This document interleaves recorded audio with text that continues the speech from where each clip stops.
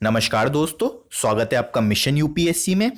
Fact for prelims में आज हम 13 जून की जो इम्पोर्टेंट न्यूज़ है उसको डिस्कस करेंगे, जो प्रीलिम्स के हिसाब से भी इम्पोर्टेंट होंगी और डिफरेंट एग्जाम्स के लिए भी इम्पोर्टेंट होंगी। तो चलिए दोस्तों शुरू करते हैं। तो 2020 का वर्ल्ड फूड प्राइज इन इंसान को मिला है जिनका नाम है रतन लाल। ये एक इंडियन अमेरिकन सॉइल साइंटिस्ट हैं। सिग्निफिकेंस क्या है?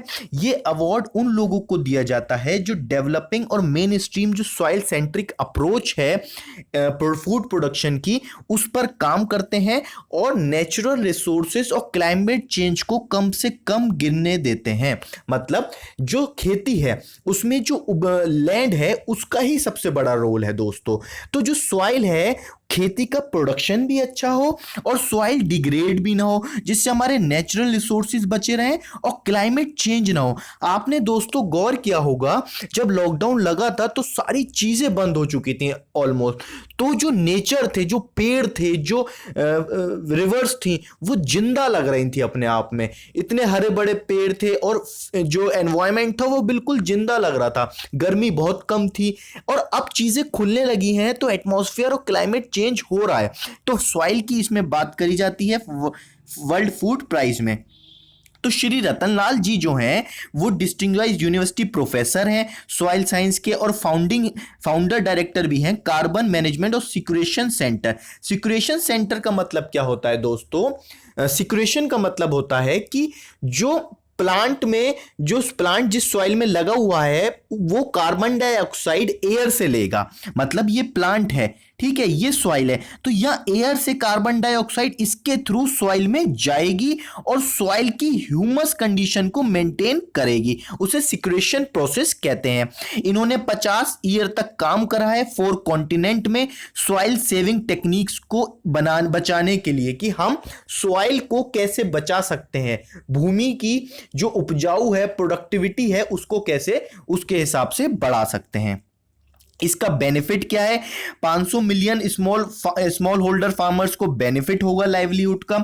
जो फूड एंड न्यूट्रिशन सिक्योरिटी है मोर देन 2 बिलियन पीपल की इंप्रूव्ड होगी अगर हमारी सॉइल पे काम होता है तो। और हंड्रेड्स ऑफ हेक्टेयर का हम नेचुरल ट्रॉपिक इकोसिस्टम को बचा लेंगे। जो प्रजा है उसका, जो हमारे इकोसिस्टम है, लैंड्स है, माउंटेन है, रिवर्स है, एनिमल्स हैं, और पूरा जो एक एटमॉस्फेयर बना है उसको हम बचा लेंगे। वर्ल्ड फूड प्राइज क्या होता है? ये इसका क्या मिशन है दोस्तों? कि ये इनोवेशन और इंस्पायरिंग एक्शन लेता है जो इंक्रीज करते हैं quality, quantity and ability of food for all, सबके लिए। ठीक है, इसमें $2.5 लाख का आपको अवार्ड मिलता है, एनुअल अवार्ड। फील्ड किस किस फील्ड में मिलता है दोस्तों? वर्ल्ड फूड सप्लाई को कैसे मेंटेन करा जा रहा है अगर कोई उसी पे काम कर रहा है तो, plant animal and social science पे कोई काम कर रहा है तो, फूड साइंस एंड टेक्नोलॉजी पे कोई काम कर रहा है तो, ये पॉइंट्स डाल के क्वेश्चन आ जाते हैं कि किस किस फील्ड में ये अवार्ड मिलता है। कोई न्यूट्रिशन की चीजों पे काम कर रहा है, रूरल डेवलपमेंट पे, मार्केटिंग में, क्योंकि जब आपकी खेती उपजाऊ होगी तो उसके लिए हमें एक चेन चाहिए जो मार्केट की हो, ट्रांसपोर्टेशन की लॉजिस्टिक अच्छी हो, तो कोई उस पर वर्क कर रहा है। फूड प्रोसेसिंग एंड पैकेजिंग पे कोई अच्छे से रिसर्च कर रहा है। वाटर एंड द एनवायरमेंट पे, मतलब जो पानी है और जो हमारा एटमॉस्फेयर है, एनवायरमेंट है, उसको हम डिग्रेड ना करें और अपना जीवन यापन भी करते रहें। नेचुरल रिसोर्स कंजर्वेशन पे, कि भाई ये जो नेचर की चीजें हैं, माउंटेन्स हैं और ये जो आपके रिवर्स हैं, ओशंस हैं, ये डिग्रेड ना हो। फिजिकल इंफ्रास्ट्रक्चर पे, कि फिजिकली जो इंफ्रास्ट्रक्चर बन रहा है उससे जो इकोसिस्टम है और फूड एबिलिटी है वो किस प्रकार से हम इंक्रीज कर सकते हैं। ट्रांसपोर्टेशन पे, storage and distribution, feeding programs पे, social organization and poverty elimination, कोई इस पर वर्क कर रहा है तो उसको भी वर्ल्ड फूड प्राइज मिलता है। Economics and finance policy analysis and public advocacy, मतलब कि आपका जो इकोनॉमिक है पूरी सोसाइटी का, पूरी एक कंट्री का, उसको एनालाइज करते हैं, उस पर रिसर्च करते हैं कि इसमें अच्छे से और कैसे डेवलपमेंट हो सकता है, जिससे दूर दराज के लोग जो पॉवर्टी में हैं वो एलिवेशन, पॉवर्टी खत्म हो जाए और वो लोग भी अपना लाइवलीहुड अच्छे से बना पाए। ठीक है दोस्तों, नेक्स्ट न्यूज है दोस्तों, ISRO cyber space competition 2020। ISRO ने एक साइबर स्पेस कंपटीशन जारी किया है बच्चों के लिए 2020 का, जो मोटिवेट करेगा स्टूडेंट्स को कि वो अपनी कॉन्सेप्ट और जो लिमिट है स्पेस की, बाउंडलेस लिमिट है, उसको क्लियर करें, स्पेस एंड टेक्नोलॉजी के हिसाब से अपने माइंड को डेवलपमेंट करें, जिससे वो आगे चल के उसमें रिसर्च कर पाए। क्योंकि दोस्तों जो अब वार है दूसरे दर्जे का, वो स्पेस वार है, कि जो स्पेस में अपनी शक्ति बढ़ाएगा वो देश ताकतवर होगा। तो ये एक डिजिटल इंडिया का एक प्रोग्राम है, क्योंकि जो पार्टिसिपेशन होगा वो ऑनलाइन होगा, जो कंपटीशन होगा इसमें ड्राइंग कंपटीशन होगा 1 to 3rd क्लास के बच्चों के लिए, मॉडल मेकिंग कंपटीशन होगा 4 to 8 क्लास के बच्चों के लिए। मतलब एक मॉडल तैयार करेंगे कि हम स्पेस में कैसा काम कर सकते हैं, जो 4 to 8 क्लास के आईक्यू लेवल के हिसाब से होना चाहिए। ऐसे कंपटीशन होगा 9th और 10th क्लास के लिए, हिंदी और इंग्लिश दोनों में। और ऐसे कंपटीशन और स्पेस क्विज कॉन्टेस्ट होगा 11th और 12th क्लास के लिए, जो हिंदी और इंग्लिश में दोनों में होगा। ठीक है, क्योंकि स्पेस पे अब हमको और ज्यादा काम करना है। तो इसरो की बात कर लेते हैं। इसरो को सेटअप करा गया था 1969 में। इंसोपार मतलब पहले जो इसका नाम था Indian national committee for space research था, फिर उसको सुपरसीड करके इसरो करा गया। विक्रम साराभाई ने इसको लीड करा था शुरुआत में। और ये एक डेवलपमेंट का एजेंट है जो स्पेस में भारत की शक्ति को बढ़ाता है। विजन क्या है कि स्पेस टेक्नोलॉजी को हम हार्नेस करें, अपने आप को उस दर्जे तक लेके जाएं जिससे हमारा नेशनल डेवलपमेंट हो। और दोस्तों ये तभी हो पाएगा जब जो युवा पीढ़ी है वो एजुकेशन में स्पेस टेक्नोलॉजी को सेलेक्ट करेगी। ठीक है, तो इस वजह से ये धीरे धीरे कंपटीशन आगे की तरफ आ रहे हैं, जिससे हम प्लेनेटरी एक्सप्लोरेशन कर पाएं और स्पेस में साइंस की जो रिसर्च है स्पेस में वो कर पाएं। और मिशन इनके जान लेते हैं कि डिजाइन एंड डेवलपमेंट करते हैं, launch vehicle and related technology for access to space, कि स्पेस में जैसे ये आपका जो इंटरनेट है, जो मोबाइल है, ये पूरे सब कनेक्टेड है एक सैटेलाइट के थ्रू। आपका जो एटमॉस्फेयर का सिस्टम है, जो क्लाइमेट की हमें आईएमडी बताता है, वो पूरा एक सैटेलाइट के थ्रू सिस्टम डेवलप्ड है। सेकेंड पॉइंट क्या है, navigation, communication, metrology and space science में भी हम अच्छे से डेवलपमेंट कर पाए सैटेलाइट के रिलेटेड। थर्ड पॉइंट है इनसेट, इंडियन नेशनल सैटेलाइट। ये एक प्रोग्राम है जो हमें टेलीकम्युनिकेशन, टेलीविजन ब्रॉडकास्टिंग और डेवलपमेंट एप्लीकेशंस बनाने में मदद करता है दोस्तों।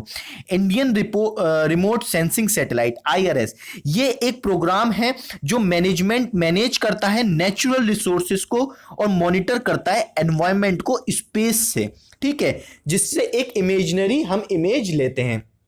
जैसे कभी कभी आपने देखा होगा सैटेलाइट की इमेज दिखाई जाती है किसी नेशनल पार्क की, तो वो देखते हैं कि इसमें जो जानवर हैं, जो प्लांट्स हैं, उनमें कोई दिक्कत तो नहीं है या वो कम तो नहीं हो रहे, तो समय समय पर इमेजेस ली जाती हैं सैटेलाइट के थ्रू।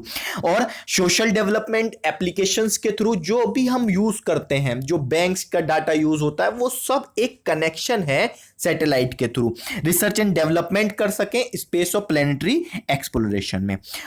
ऑब्जेक्टिव्स क्या है इसके, PSLV लॉन्च करते हैं ये flight polar satellite launching vehicle. इस पे मैं पूरी एक वीडियो बनाऊंगा बाद में, जब साइंस का हम कोर्स स्टार्ट करेंगे तो ये GSLV PSLV क्या होते हैं। तो डेवलपमेंट फ्लाइट स्टार्ट करते हैं ये GSLV Mach 3, development of heavy lift geosynchronous satellite launching vehicle GSLV Mach 3। तो Mach 3 और Mach 2 ये बना चुके हैं। डिजाइन डेवलपमेंट करते हैं कम्युनिकेशन सैटेलाइट को, अर्थ ऑब्जर्वेशन सैटेलाइट को, और जो हमारा इंडियन ओशन है उनमें किस हिसाब से चीजें चल रही हैं।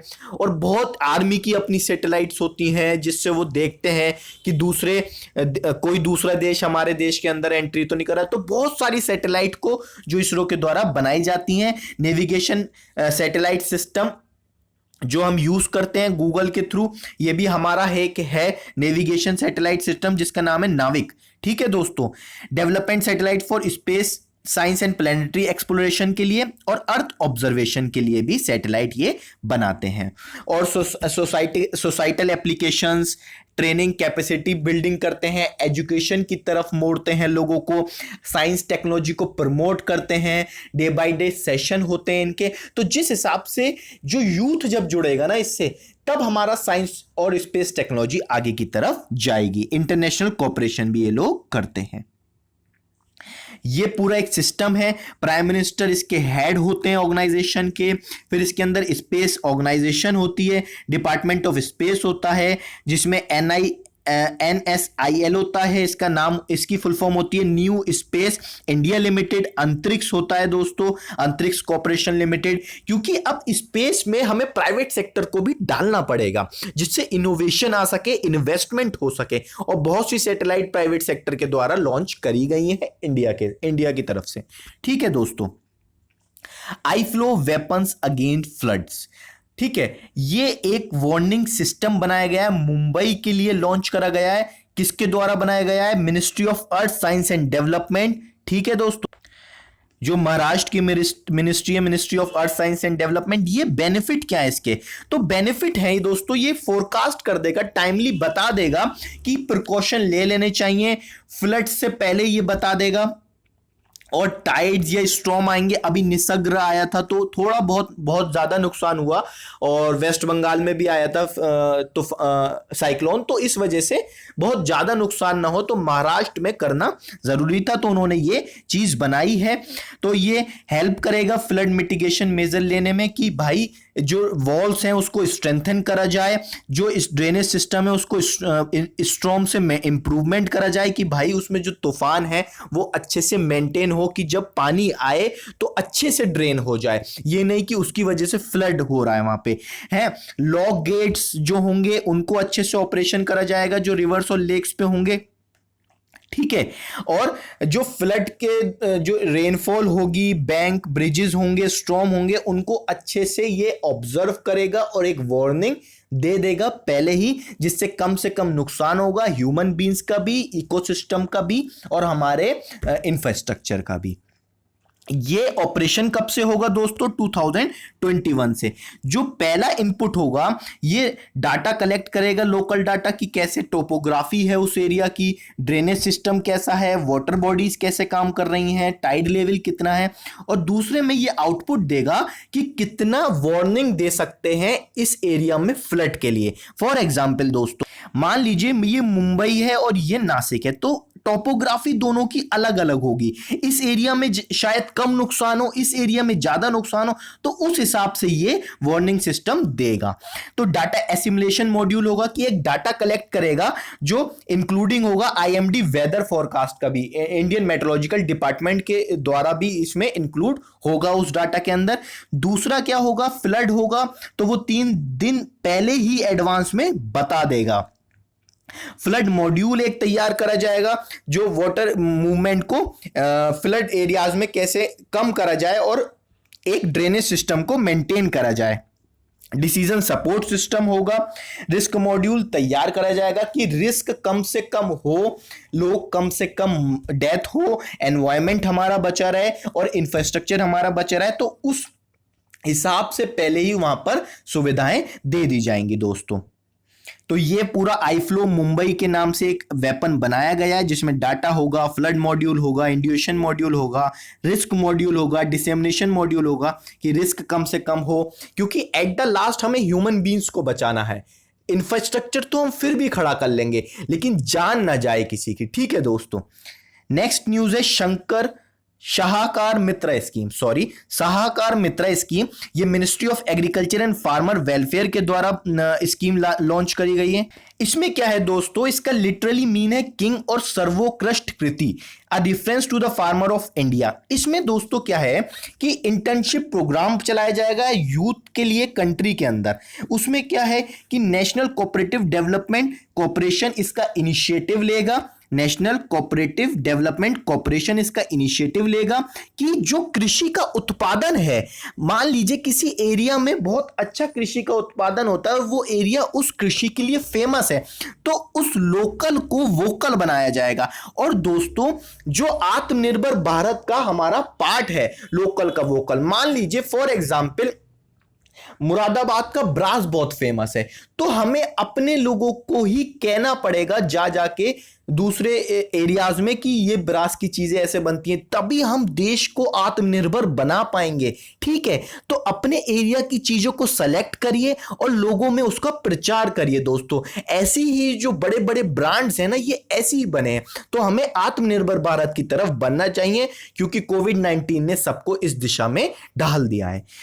तो म्यूचुअलिज्म का ऑपरेशन होगा कि यंग प्रोफेशनल इसमें लिए जाएंगे जिन्हें प्रैक्टिकल एक्सपीरियंस होगा, और कोऑपरेटिव्स और एनसीडीसी इसमें वर्क करेगी। ठीक है, लेटेस्ट टेक्नोलॉजी इसमें ऑपरेट होंगी, प्रैक्टिस करा जाएगा और एग्रीकल्चर को बूस्ट करा जाएगा, एलाइड सेक्टर को। ठीक है, जिससे फार्मर की जो इनकम है वो भी बढ़े, और जो इरिगेशन और ये सब चीजें सुविधा है सॉइल वॉइल की, ये भी कम होती जाए, जिससे प्रोडक्टिविटी भी बढ़ेगी और फार्मर की इनकम भी बढ़ेगी, और इनकम के साइकिल से वो सुसाइडल रेट भी कम होगा हमारा।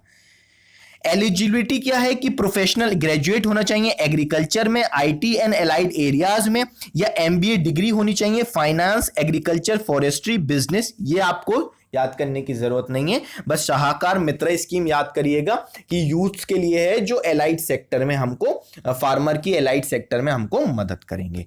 ठीक है दोस्तों, नेक्स्ट न्यूज क्या है, ट्रूनेट मशीन टू टेस्ट कोविड-19। इसमें उत्तर प्रदेश ने डिस्ट्रीब्यूट करी है ट्रूनेट मशीन। ये फास्ट टेस्टिंग मशीन है, ये ICMR Indian council of medical research ने डेवलप करी है। ट्रूनेट मशीन 1 से 2 घंटे के अंदर ही कोविड-19 का पता लगा देगी किसी मरीज के अंदर, और फास्टर डायग्नोसिस होगा इससे। ये एडॉप्ट कर अदर मेजर भी एडॉप्ट करे गए हैं यूपी गवर्नमेंट के द्वारा कोविड-19 को देखते हुए कि हम 10 लाख लोगों को जॉब देंगे 6 महीने के अंदर। इमरजेंसी स्ट्रेंथन करेंगे हॉस्पिटल के अंदर की इमरजेंसी वार्ड में सारी सुविधाएं हो, और चीफ मिनिस्टर ने एपीएमसी मंडी को डायरेक्ट कन्वर्ट कर दिया है एक्सपोर्ट हब में, कि मंडी से ही अब डायरेक्ट एक्सपोर्ट होगा डिफरेंट सिटीज में और डिफरेंट कंट्रीज में दोस्तों। तो ये बहुत अच्छी पहल है उत्तर प्रदेश के चीफ मिनिस्टर के द्वारा। एपीएमसी मंडी को डायरेक्ट कन्वर्ट करा गया है एक्सपोर्ट हब में दोस्तों। ठीक है, एपीएमसी की फुल फॉर्म होती है agriculture producing market committee. Truenat machine क्या है, ये रन करी जाएंगी 32 से 48 सैंपल्स एक दिन में ये ले सकती हैं, और ये डिफरेंट मल्टीपल डिजीज को भी बता देंगी, जैसे एचआईवी, टीबी, कोविड-19। और इंडिया में टोटल इनकी 800 संख्या है ट्रूनेट मशीन की। ये 4-वे ट्रूनेट मशीन होती हैं जो एक दिन में 32 से 48 सैंपल लेती हैं, और एक 2-वे ट्रूनेट मशीन होती है जो 16 से 24 सैंपल लेती है। इनकी कॉस्ट 1000 से 1500 रुपए है दोस्तों। ठीक है, तो ये कुछ इंपॉर्टेंट न्यूज आज की हमने डिस्कस करी। इसकी जो दोस्तों पीडीएफ है वो आपको टेलीग्राम चैनल से मिल जाएगी, जिसका लिंक मैंने डिस्क्रिप्शन बॉक्स में दे रखा है, आप वहां से इसको ले सकते हैं। तो इस लेक्चर को मैं यहीं पे कंक्लूड करता हूं। Thank you everyone.